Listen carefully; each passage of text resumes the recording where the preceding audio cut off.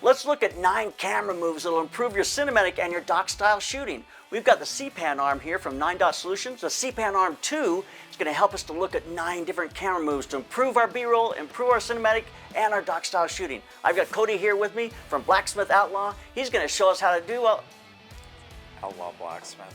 From Outlaw Blacksmith. And we're going to look at a few camera moves, aren't we? Yeah.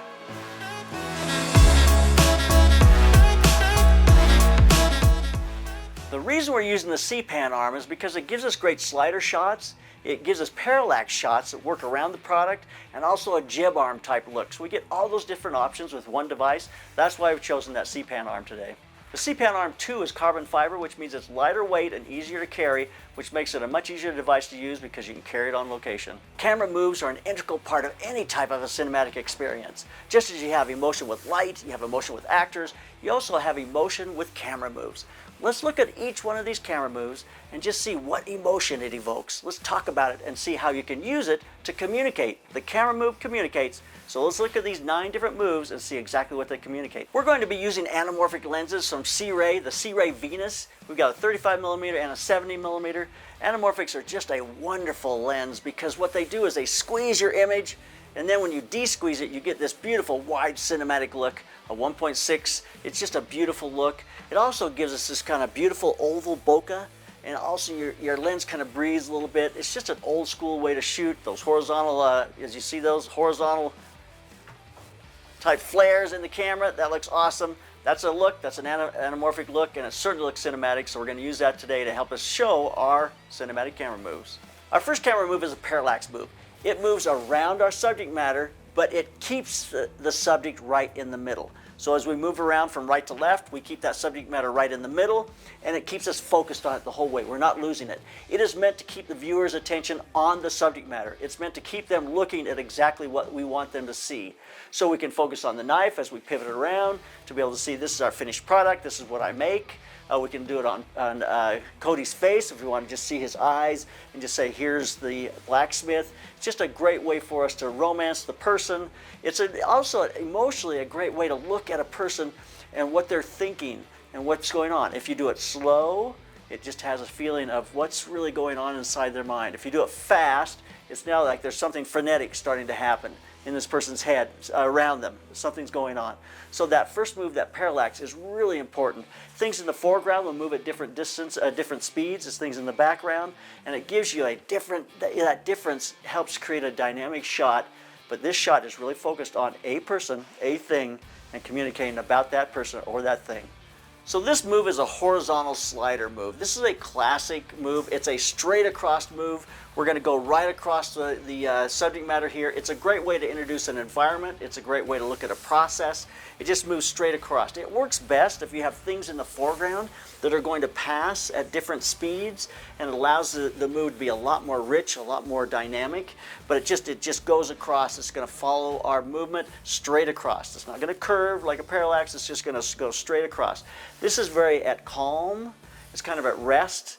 This type of move just moves in and introduces subject matter, introduces people, introduces the environment, just very much an introductory type shot. Very calm, very smooth. So this is a flyover shot. A flyover shot is really, it's like a slider shot going across the plane, but it's overhead.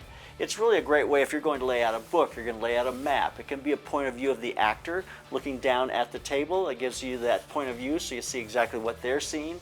Just an interesting way to introduce things. To be able to see an overhead shot gives you a perspective that is a little different than what you're used to.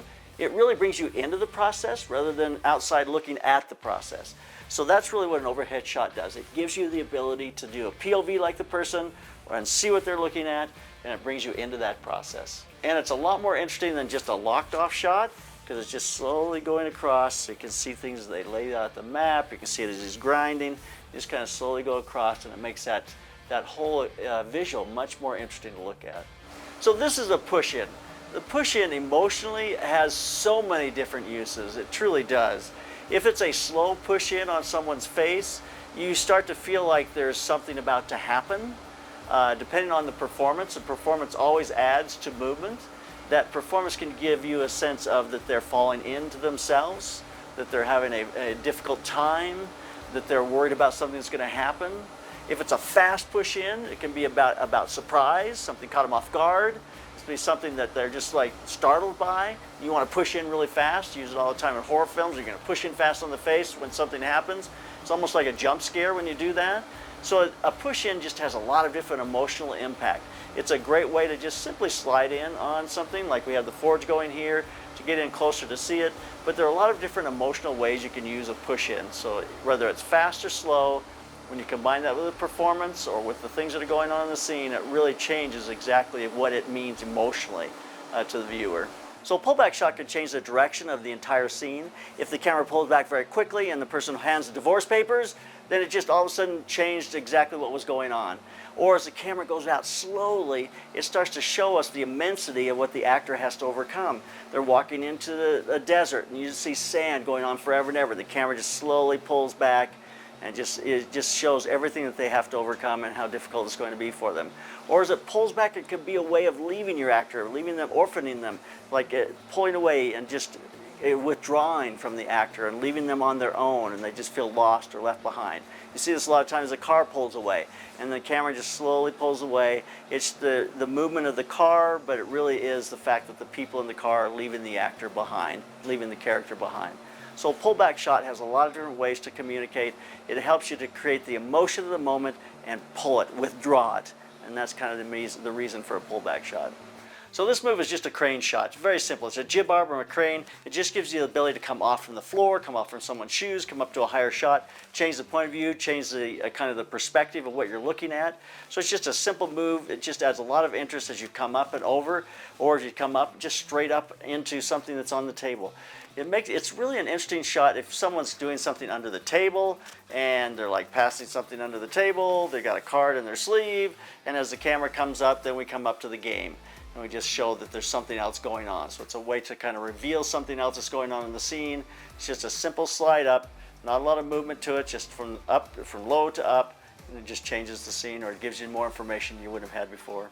So this is a jib arm that has a parallax move to it. So as the jib arm goes up and down, it's going to keep whatever is in the middle, it's going to keep it centered. So in this case, I have the anvil in the middle. As he starts to hammer on the knife, I come from low up to, well, actually I went from high on the anvil, went down low, anvil still in the shot, but I go from being just on the metal to showing the blacksmith hammering from that low angle.